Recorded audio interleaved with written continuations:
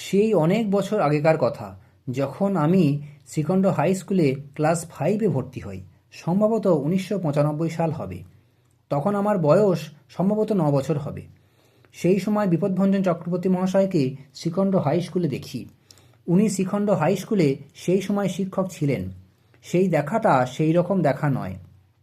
Class 5 থেকে class 8 পর্যন্ত এই কয়েক বছরেও কোনো না কোনো সময় ওনাকে দেখেছি, কিন্তু সেইভাবে মনে পড়ে না। যখন ক্লাস 9-এ পড়ি তখন উনি আমাদের ইংরাজি ক্লাস নিতেন। তিনি ক্লাসরুমেও ক্লাস নিতেন, আবার স্কুলের ভিতরে অনেকটা বড় উঠোন ছিল, সেখানে মাটিতেও ক্লাস নিতেন। স্কুলের পাশে একটা সায়েন্স বিল্ডিং ছিল, এখনও আছে, সেখানেও ক্লাস নিতেন। কয়েক বছর আগেকার কথা, তাই সব মনে নেই। কিছু কথা মনে আছে, সেগুলোই বলার চেষ্টা করছি। উনি আমাদের কিছুজনকে নাম ধরে ডাকতেন না, টাইটেল ধরে ডাকতেন। যেমন কাউকে বলতেন ফারুক, কাউকে বলতেন নাথ, কাউকে বলতেন ঘটক, তেমনি আমাকে ডাকতেন মণ্ডল বলে। যখন মেঝেতে বা মাটিতে পড়াতে বসতেন তখন সবাইকে সোজা হয়ে শিরদাঁড়া সোজা করে বসতে বলতেন। উনি নিজেও সেইভাবেই বসতেন। একটা ছোট্ট ঘটনা বলি। তখন আমি ইংরাজিতে খুবই কাঁচা ছিলাম, এখনও কাঁচা। তখন প্রচুর বানান ভুল করতাম। একদিন উনি মাটিতে খেজুর পাতার তালায় বসে ক্লাস নিচ্ছেন, হাতে একটা তাল পাতার হাত পাখা। আমাকে ইংরাজিতে পেন বানান লিখতে দিয়েছেন। আমি পেন বানান ইংরাজিতে লিখি PAN। উনি আমাকে বলেন পেন বানান PAN নয়, PEN। আমাকে উনি পেন বানানটা মুখে উচ্চারণ করে করে বড় খাতার 2 পাতা লিখতে বললেন। আমি 2 পাতা PEN pen, PEN pen, PEN pen এইভাবে লিখে গেলাম। তখন বুঝিনি আমাকে কেন এতবার লিখতে বলেছিলেন, এখন বুঝি। এই পেন বানানটা আমি কোনো দিনই ভুলব না। উনি আরও বলতেন যে ওয়ার্ড মুখস্থ করবে এমনভাবে যে কোনো দিনই না ভুলি। যেমন কাউ মানে গরু, এটা যেমন কোনো দিনই ভুলবো না, তেমনই যে ওয়ার্ড মুখস্থ করবে যেন গরুর মতো হয়, কোনো দিনই না ভুলি। এখন আমি ভালো মতো বুঝি যে কথাটার কত গুরুত্ব। আর একটা ঘটনা বলি। আমি এবং আমার এক মুসলমান বন্ধু দুজনা বাথরুম করতে গিয়েছি। আমাদের আসতে একটু দেরি হয়েছে। তখন আমরা ক্লাস 9-এ পড়ি, 1999 সাল হবে। ক্লাসের কাছে এসে দেখি বিপদভঞ্জন চক্রবর্তী মহাশয় উনি ইতিমধ্যে ক্লাসে চলে এসেছেন। ক্লাসে ঢুকতে গেলে স্যারের একটা পারমিশন নিতে হয়, সেটা আমরা জানতাম। সেটা ছিল ইংরাজি ক্লাস।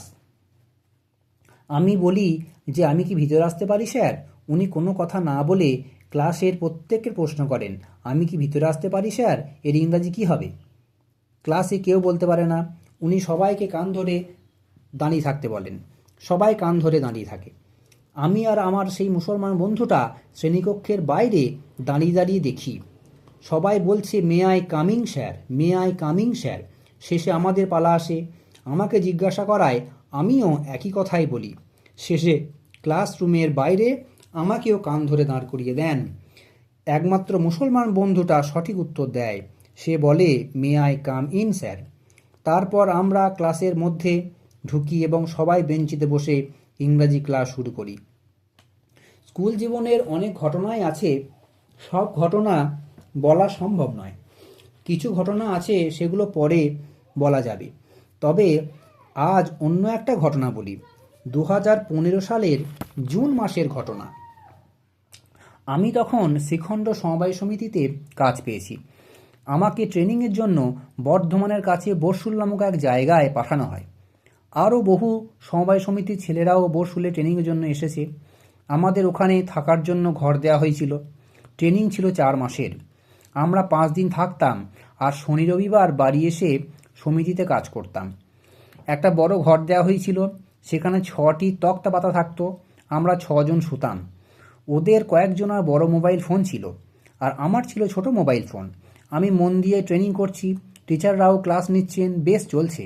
এই মতো অবস্থায় ওখানকার একটি ছেলের কাছ থেকে আমি বড় মোবাইল ফোন নিই এবং ফোন সম্বন্ধে নানা জিনিস শেখার চেষ্টা করি। আমার এতটাই ফোন সম্বন্ধে নেশা হয়ে গিয়েছিল যে ফোন ঘাঁটতে ঘাঁটতে রাত্রি 2-3টে বেজে যাচ্ছিল, খেয়ালই থাকছিল না। যে কয়েকদিন এরকম হচ্ছিল সে কয়েকদিন সকালে উঠতে পারছিলাম না, সারাদিন ঘুম ঘুম ভাব। ক্লাস করতেও অসুবিধা হচ্ছিল, ক্লাসের মধ্যে ঘুম পাচ্ছিল, কিন্তু এতটাই নেশা যে ছাড়তে পারছিলাম না। যাই হোক, ওখান থেকে একদিন ইচ্ছে হলো নবদ্বীপ আসার। নবদ্বীপ আসতে স্যার আমাকে কখনোই বারণ করতেন না, তবে একটা অনুমতি নিতে হতো। তখন নবদ্বীপে স্যারের কাছে একটি ছেলে থাকতো, নাম তার রাজা। স্যারকে সরাসরি ফোন না করে রাজাকে ফোন করে জিজ্ঞাসা করা হতো। রাজা স্যারের কাছে গিয়ে অনুমতি নিয়ে আসতো। এবারও রাজাকে ফোন করা হলো। রাজা স্যারকে বলতে স্যার সঙ্গে সঙ্গে বললেন, এখন কেন আসবে, এসে কি করবে, এসে তো কোনো কাজ নেই। আমি বললাম, শুধু প্রণাম করেই চলে আসবো, থাকবো না। স্যার বললেন, ঠিক আছে, আসতে বলো। আমার সঙ্গে স্যারের কোনো কথা হয়নি, রাজার দ্বারাই সব কথা বলা হয়েছে। যাক, অনুমতি পেলাম। সেদিন ট্রেনিং শুক্রবার ছুটি ছিল, তাই বাড়ি না ফিরে নবদ্বীপে গিয়ে পৌঁছলাম। হাত পা ধুয়ে স্যারের ঘরে ঢুকতেই দেখলাম স্যারের মুখ লাল, কান লাল, সম্পূর্ণ রাগান্বিত অবস্থা।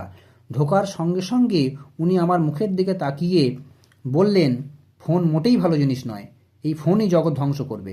আমি তো অবাক। আমি স্যারকে পায়ে হাত দিয়ে প্রণাম ভয়ে প্রণাম না করতে পেরে মেঝেতে মাথা ঠেকিয়ে প্রণাম করে স্যারের ঘর থেকে বাইরে বেরিয়ে এলাম। আমি তখন মনে মনে ভাবলাম, আমি যে ট্রেনিংয়ে ফোন নিয়ে যা করেছি, স্যার তাহলে নবদ্বীপের ঘরে বসে সবই তো জানতে পেরে গেছেন। আমি আরও ভয় পেয়ে গেলাম। সেই দিন থেকে বড় মোবাইল ফোন ঘাঁটা আমি ছেড়ে দিলাম। এখনও পর্যন্ত বড় মোবাইল ফোন আমাকে টানতে পারে না। বড় মোবাইল ফোন সম্বন্ধে এখনও আমি কিছুই সেরকম জানি না, জানতে ইচ্ছাও করে না। যাই হোক, আমি বর্ধমানের বসুলে কি করছি স্যার যদি নবদ্বীপের ঘর থেকে বুঝতে পারেন, তাহলে স্যার সম্বন্ধে কি ভাবা যাবে। স্যার যে কি আর কি নন তা আমি কল্পনাতেও আনতে পারছি না, আর কুলকিনারা কিছুই খুঁজে পাচ্ছি না। তারপর থেকে স্যারের কাছে আর কিছুই লুকাতাম না। লুকিয়ে কি হবে, স্যার তো সবই জানতে পারতেন, শুধু প্রকাশ করতেন না। শুধু আমার মতো আর কয়েকজনকে প্রকাশ করেছিলেন মাত্র, তাই আমরা জানতে পেরেছিলাম। যাক, সেদিন নবদ্বীপে কিছুক্ষণ থেকে আমি কলকাতায় চলে গিয়েছিলাম সমবায় আইনের বই কেনার জন্য। সমবায় আইনের বই কেনার পর আমি বাড়ি ফিরে এলাম। আবার আগের মতো বসুলে ট্রেনিং শুরু হলো। ট্রেনিংয়ে গিয়ে আমি আর কখনো বড় মোবাইল ফোন ঘাঁটিনি। যাক, 4 মাস ট্রেনিং করে বাড়ি ফিরলাম। আবার সমবায় সমিতিতে কাজ শুরু হলো। পরবর্তীকালে আমি সমিতির কাজ ছেড়ে দিই। আবার একদিন কি হয়েছে, তখন সময়টা ছিল 2017 সাল, মাঘ মাস। উনি শ্রীখণ্ডের সেই ভক্তের বাড়িতে উঠেছেন। ওনার জন্য একটা আলাদা করে ঘর রাখা থাকতো। সেই ঘরেই উনি বসতেন, শুতেন, থাকতেন। ওনার জন্য সব আলাদা আলাদা জিনিস থাকতো, বাসনপত্রও থাকতো আলাদা। সেবার কি হয়েছে, শ্রীখণ্ডের ঘরটিতে ঘর ভর্তি লোক, প্রচুর তত্ত্ব কথা, প্রচুর ঠাকুর দেবতার কথা আলোচনা হয়। তারপর কিছু লোক নিজের বাড়ির জন্য রওনা দেয়। আমরা ঘরে তখন কয়েকজন মাত্র ছিলাম। তারপর যে আলোচনা শুরু হলো তা ভাষায় প্রকাশ করা যাবে না। অপূর্ব সব নতুন নতুন অজানা কথা, সে কথা আমরা জীবনে কোনোদিন শুনিনি, বইয়ে কোথাও পাইনি, কারোর আলোচনাতেও কোনোদিন শুনিনি। বলা বাহুল্য, সেসব কথা বললাম না। ওনার কথার এমন শক্তি যে ঘরের পরিবেশটাই যেন পাল্টে গিয়েছে। ঠিক যেন মনে হচ্ছে ঘরে নেগেটিভ শক্তিই নেই, সব প্রায় পজিটিভ শক্তি বিরাজ করছে। ঘরটি যেন মন্দিরে পরিণত হয়ে গিয়েছে। যাই হোক, 2 ঘন্টা সুন্দর প্রসঙ্গে কাটার পর আমাদের কয়েকজনকে চুপচাপ ধ্যানে বসিয়ে দেন।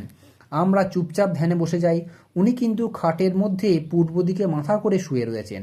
আমি কিন্তু ইতিমধ্যে জেনে গিয়েছি যে উনি কিন্তু মনের কথা সব বুঝতে পারতেন। মনে ভালো চিন্তা করছি না খারাপ চিন্তা করছি সব বুঝতে পারতেন। খারাপ চিন্তা করলেই উনি কিন্তু বলবেন, আবার খারাপ চিন্তা করছো। তাই আমি ধ্যানে বসার সঙ্গে সঙ্গে মনে মনে বলছি, প্রভু যেন খারাপ চিন্তা না হয়, প্রভু যেন খারাপ চিন্তা না আসে, প্রভু যেন খারাপ চিন্তা না আসে। যাক, ধ্যানে বসে গেলাম। যেন ঘর একদম চুপচাপ, কোনো সারা শব্দই নেই, শুধু আমাদের শ্বাস প্রশ্বাসের শব্দ শোনা যাচ্ছে। সেটাও যেন আস্তে আস্তে কমে গেল। স্যার কিন্তু মাঝে মাঝে আমার দিকে একবার করে দেখছেন। যখন দেখছেন তখন মনে হচ্ছে যেন আমার ভিতর পর্যন্ত দেখে নিচ্ছেন। ধ্যান করতে গেলে বিশেষ এক জায়গায় মন দিতে হয়, সেটা আমরা জানতাম। আমি সেখানেই মন দেওয়ার চেষ্টা করছিলাম। এইভাবে 25 মিনিট বসার পর হঠাৎ উনি আমাকে বললেন, তাপস, কোথায় মন দিচ্ছিস? উনি আমাকে বেশিরভাগ সময় তুমি আমি করেই বলতেন, আবার কখনো কখনো তুতুকারি করেও বলতেন।